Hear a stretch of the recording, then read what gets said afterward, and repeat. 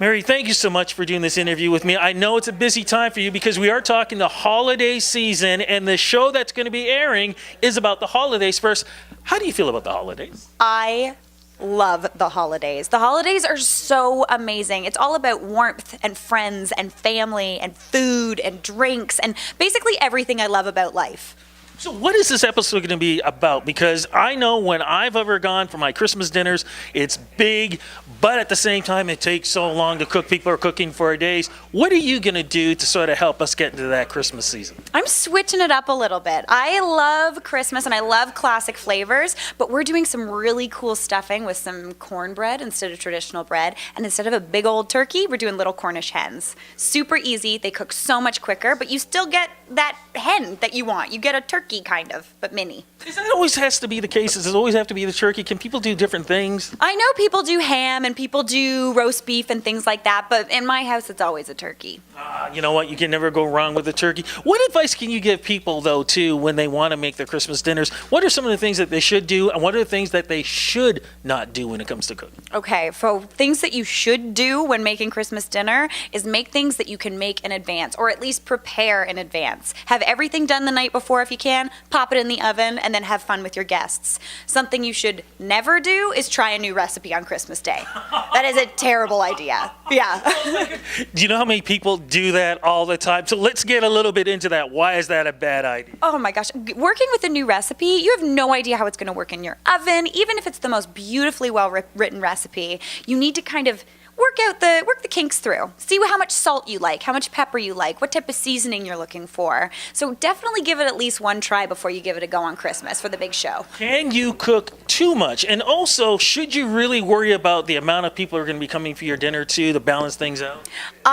I would say you can never make too much food. Leftovers are the best, and that is what Boxing Day is for. But I think when you're looking at a guest list, choose something manageable for you. So if you can only handle 8, only do 8. Or make it kind of a potluck. Get people to get involved and help out. Maybe someone brings a side, someone brings an app, and get everybody in. What about the setting of the table too? That can take a long time also, and the things have to be right. You think you're going to a wedding or something like that. It's true. My Nana had the table set like literally a week in advance and you were not allowed to touch it. I am someone who I love kind of family style meals. So things that land on the table and everyone can pick and have as much or as little as they want.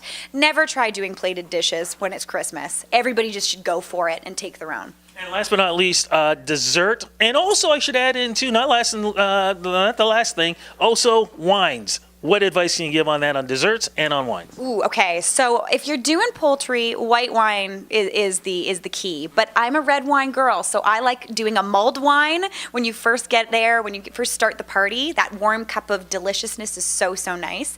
And maybe a little bit Prosecco, champagne, something like that. It's a celebration after all. Absolutely. And of course, I was saying dessert too. What are some of the things we should look out for? Oh, dessert. You want something warm and spicy. I love things like pumpkin pie, even though it's a little bit Thanksgiving-y, but I'm a pumpkin pie fanatic.